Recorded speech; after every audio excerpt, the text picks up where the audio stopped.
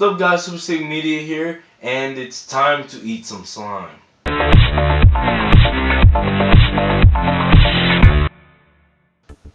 Alright, if you got that reference, that's awesome, and that was really cheesy. But anyways, I just wanted to talk about something that, I wasn't even planning on making a video today, first of all.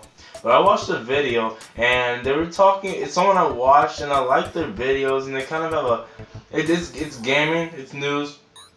Similar thing to my channel, but of course they're larger and they've been doing this a bit longer than me. They've been doing this longer than me, and I enjoyed watching their videos.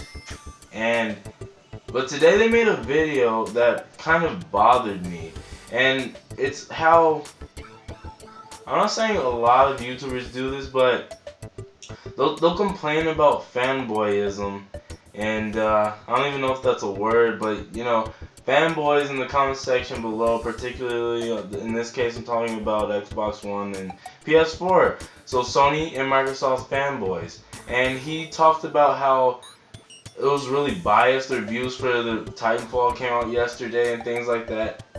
He talked about how the reviews were biased and a lot of the reviewers were not honestly reviewing the game somehow. And he talked about how it wasn't next gen for the Xbox One version because the graphics weren't to his liking. They weren't up to par in how it runs at 792p.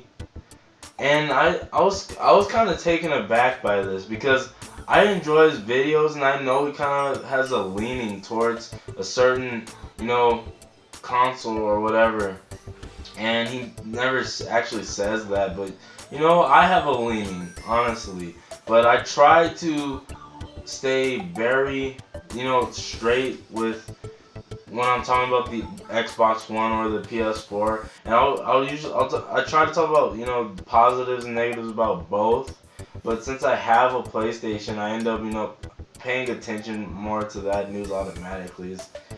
You know, it's habits. But anyways, he talked about how it's not a next-gen experience, and how a next-gen experience is both the visual aspect and the gameplay aspect, which I agree with to an extent. I can't, to the extent that he was saying, it was kind of extreme because he said buy the Xbox 360 version and save yourself some money, because why should I buy the version for the Xbox One? Why should I go buy an Xbox One just to get this game?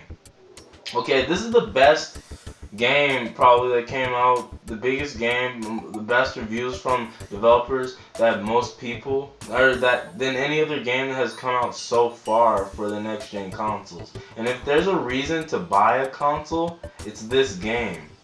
Okay, if you played the beta, this game, okay, it takes a genre and sheds new light to it. Sci-fi is already one of my favorite genres, okay? Titanfall set in a sci-fi universe. Giant mechs, come on. And the gameplay just looks and feels just crazy. If you played the beta a little bit, then you know what I'm talking about. It's absolutely insane. The verticality, and it's a new way to play a reimagining of a genre. And it's one of the first games that have come out where they talked about combining the single player and the multiplayer experience. It might be the first. I'm not quite sure. I don't want to make a definite answer because there might have been a game like that. But as far as next gen, where this is pretty much the big thing that people are talking about, what next gen is the first game to come out. And I can't get behind the statement like, this game is not worth your time because it runs 792p and it's not that far above the Xbox 360 version. This isn't even good advice, because I can't call this good advice because we don't know anything about the Xbox 360 version of this game.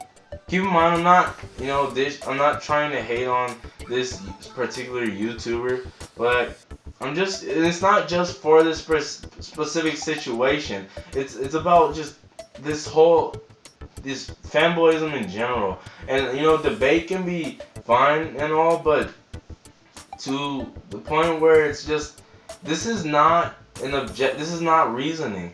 He says don't buy it because of this reason, and he called them facts. And that's what bothered me with, you know, that's really not serious. It's probably just him articulating, and you know, sometimes wrong things come out. I understand that we make mistakes, but these aren't reasons, or they're not facts as to why you shouldn't get it. We don't know anything about the 360 version. We know what the Xbox One version looks like. It doesn't look that much better on PC, although PC does look the best, and he was right about that.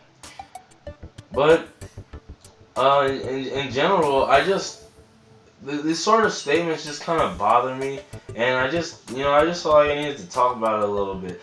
But anyways, guys, if you liked the video, if you're informed at all, like it, please hit the like button. And if you have any thoughts on this topic, let me know. What do you feel about this? Do you think that graphics, or not just graphic resolution particularly, and the way a game looks should be put on that part of the game, that you wouldn't purchase the game, or you wouldn't enjoy the game anymore? Is it worth, you know, losing out on a certain experience just because it doesn't look right or look a certain way? Let me know in the comment section down below. Also, follow me on Twitter if you haven't already, and don't forget to subscribe. As always, guys, stay super, and I'll see you guys in the next video. Bye.